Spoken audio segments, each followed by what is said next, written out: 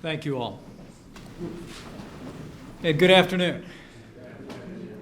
It is my great privilege on behalf of the First Family to say welcome to the White House. And welcome to the swearing in of the 20th Surgeon General of the United States of America, Dr. Jerome Adams.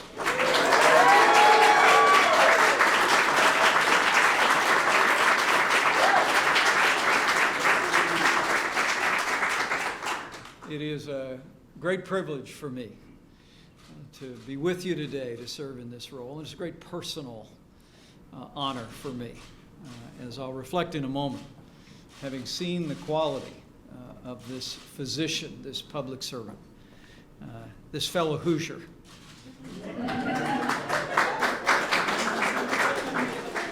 Today has special meaning to me, as I know it does to President Trump. We're joined also today not only by Dr. Adams, but by his wonderful family. Would you join me in welcoming his wonderful wife, Lacey, and their kids, Caden, Eli, and Millie, who are with us today.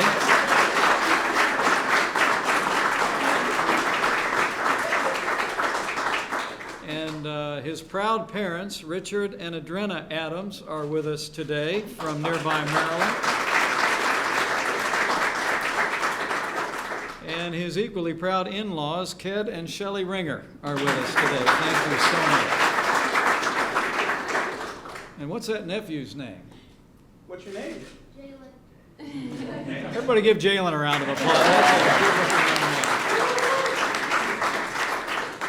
Thanks, Jalen. It's also a special honor to be joined by some very distinguished public servants whose presence here today speaks about their respect for Dr. Adams as our new Surgeon General and the importance that they place on the role that he will play in the life of the nation. I'm grateful that the Secretary of Health and Human Services, Secretary and Dr. Tom Price, is with us. Thank you very much. The Administrator of the Center for Medicare and Medicaid Services, Seema Verma, is with us. Seema, thank you so much for your presence. The Director of the Centers for Disease Control and Prevention, Dr. Brenda Fitzgerald, is with us today. Dr. Fitzgerald, thank you. And we're greatly honored to be joined by a senator from the state of Indiana, Senator Todd Young. Thank you for being with us today. There are many other distinguished guests and public servants who are in the room. I know it means a great deal to the President and to Dr. Adams and his family that you're with us today. I also want to acknowledge the presence of leading representatives of our medical community. Represented today is the American Medical Association, the American Public Health Association, the American Association of Anesthesiologists, the Association of State and Territorial Health Officers.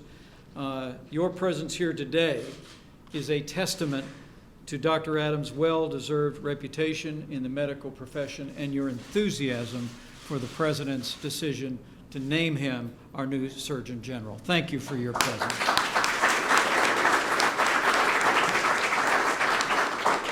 President Donald Trump is committed to the health and well-being of the people of the United States of America.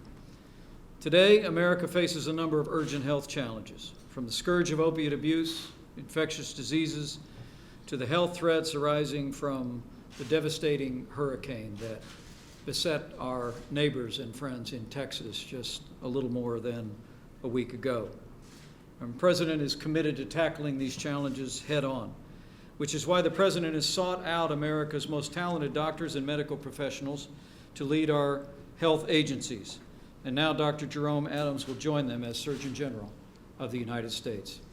Dr. Jerome Adams is highly qualified not just to serve in this role, but to succeed on behalf of the American people. He's distinguished himself as an anesthesiologist at Eskenazi Hospital in Indianapolis, which serves some of our most vulnerable citizens with some of the highest quality care in the country, and as a clinical associate professor of anesthesiology at Indiana University. As I saw firsthand, Dr. Jerome Adams has an extraordinary gift for empathy.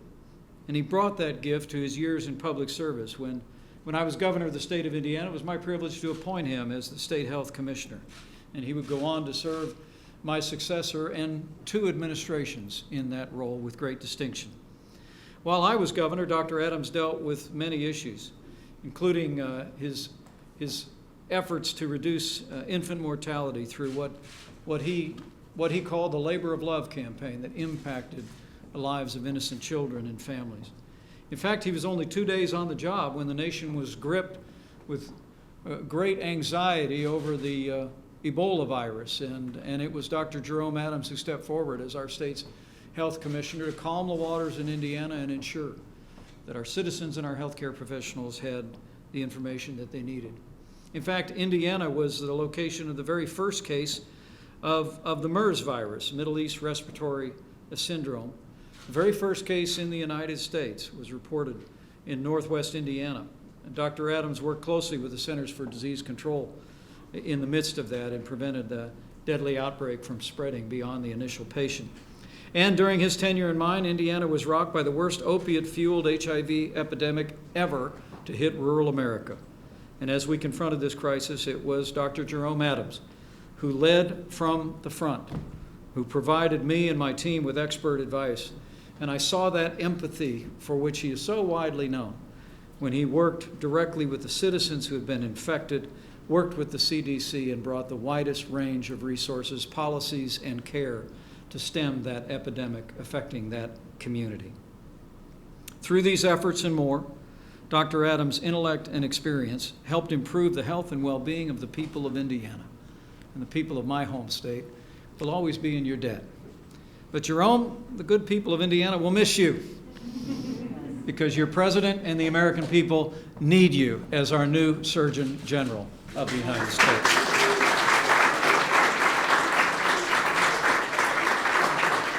And President Trump and I are confident that your leadership, your integrity, your empathy and compassion, your values will help bring hope and healing to people all across this country.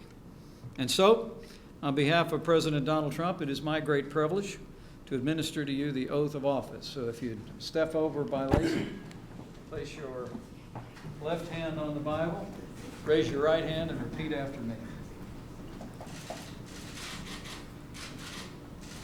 I, Jerome Michael Adams, do solemnly swear I, Jerome Michael Adams, do solemnly swear that I will support and defend the Constitution of the United States that I will support and defend the Constitution of the United States against all enemies, foreign and domestic, against all enemies, foreign and domestic, that I will bear true faith and allegiance to the same, that I will bear true faith and allegiance to the same, that I take this obligation freely, that I take this obligation freely, without any mental reservation without any mental reservation or purpose of evasion, or purpose of evasion, and that I will well and faithfully discharge the duties and that I will well and faithfully discharge the duties of the office upon which I am about to enter.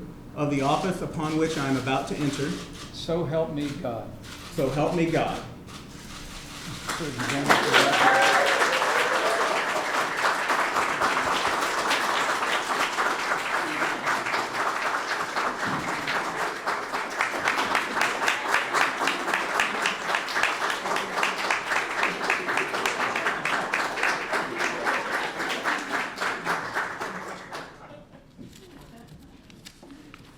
Ladies and gentlemen, it's my great privilege to introduce to you the 20th Surgeon General of the United States of America, Dr. Jerome Adams.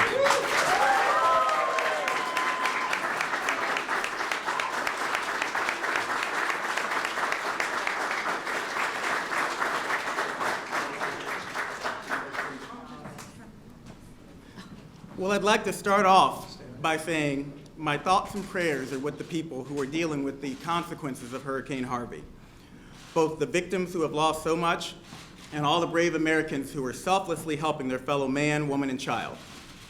I'm extraordinarily thankful to the President for his leadership in this time of crisis, and I'm anxious to get started so I can join the United States Public Health Corps and other governmental entities to rescue, rehabilitate, and rebuild. Thank you very much, President Trump and Secretary Price, for having the faith in me to take on this task. And thank you for giving me this truly amazing opportunity to serve the people of our great country. A special thanks to a great mentor and friend, Vice President Pence. Thank you so much. Those of you who've watched my confirmation hearing know that one of the recurring themes I brought up was partnerships. I want to tell you a quick story about my shared history with the Vice President that illustrates the power of our partnership to positively affect millions of people in the state of Indiana. Now, I've been told that when the Vice President, as then Governor of Indiana, was vetting me to be his state health commissioner, he commented, well, he's qualified, but gosh, he seems young. Someone said to him, but Governor, he's 40, to which the governor then replied, but he's a really young-looking 40. You know, I take that as a great compliment, especially because I've got the hairdo of someone much older. But the reality is, initially he had some concerns about my ability to take on such a big role. The Vice President has always been willing, however, to give people a chance to prove themselves. We had an extraordinarily diverse cabinet when he was governor, and he took a chance on this young African-American guy from the East Coast to be his health commissioner, and I thank you for that.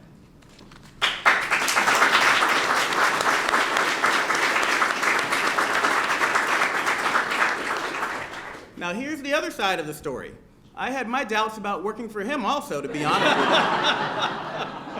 I didn't know a lot about then Governor Pence, but the rumor was he was old school. And not like the pop culture old school that the kids talk about, but older, super conservative from Southern Indiana old school. I was worried about being able to relate to someone who was from such a different background than I was, in all sorts of ways, and someone who had so much hair than what I do. The one good thing is he's got the same hair as my dad, so that helped me trust him just a little bit more. But the point is, neither of us let those initial reservations get in the way of a discussion and a relationship. Together, we dealt with the HIV crisis, successfully rolled out Indiana's state-based, consumer-driven alternative to Medicaid expansion. Thank you, SEMA, so much for your work with that. And worked with the state legislature to secure over $10 million to combat infant mortality in our state. If the two of us could do that by working together and begin to have a positive influence on several health trends in our state, just imagine what all of us, all of the people in this room, all of the people in this country could do if we simply would commit to not judging people, commit to coming together, commit to doing what we know is right in order to improve the health of the people of our country.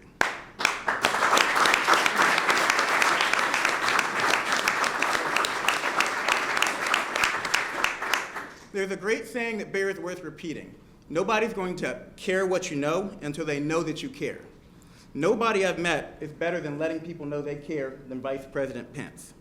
I've tried to watch him, I've tried to listen to him, and I've tried to truly care about others as I've seen him do over the past several years of our relationship. And that's why my motto as Surgeon General is going to be better health through better partnerships. And why these partnerships will include people we traditionally have not thought of when we think about health. I completely agree with Secretary Price in his decision to focus on the opioid epidemic, mental health, and childhood obesity as top priorities. And I think better health through better partnerships, particularly with the business and law enforcement communities, will help us address those priorities and many other health and wellness concerns. And speaking of partnerships, I want to close by thanking some very important partners who came to support me today. My friend and CMS Director, Seema Verma, thank you so much for being here. Together, we're committed to delivering higher quality health care at a lower cost through patient engagement and better prevention. I'm also happy to see former Indiana Attorney General Greg Zeller in the crowd. Greg, raise your hand so everybody knows who you are.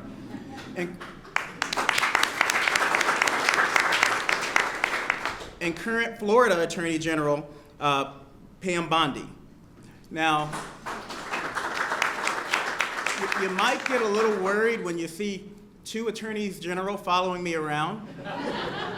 But the reality is, one of the things I've consistently preached, and I hope to continue to advocate, is the need for better partnerships between the law enforcement and health communities if we're going to tackle this opioid epidemic. We cannot continue to keep viewing interventions as either being too hard on individuals with a legitimate disease or too soft on people who've committed real crimes. Dr. Brenda Fitzgerald, Director of the CDC, and Gerald Harmon, Board Chair of the American Medical Association, are also here. Leaders from the American Public Health Association, Association of State and Territorial Health Officers, and the American Society of Anesthesiologists, as Vice President Pence named, are also here, and all deserve recognition. President Trump and Vice President Pence, it occurred to me, you've got leaders in health science, prevention, you've got law enforcement here, you've got state health officials who are charged with carrying out these tasks on a state level. I think we should just order dinner, lock the doors, and we'll get all this stuff solved in a few days.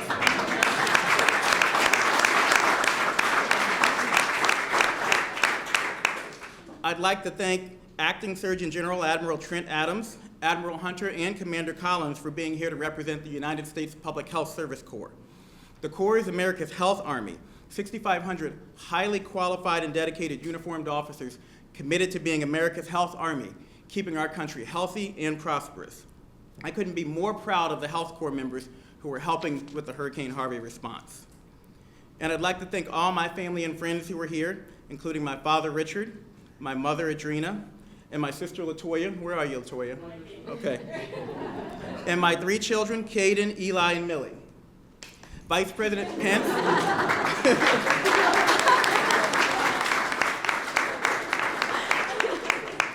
Vice President Pence, I've also got a whole lot of nieces and nephews out here who are anxious for a selfie with you.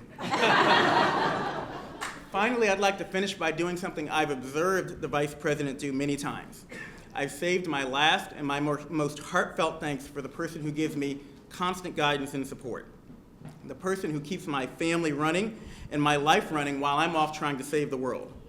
The person who has been at my side for the good and the bad over the last 20 years. My lovely wife, Lacey. Thank you so much.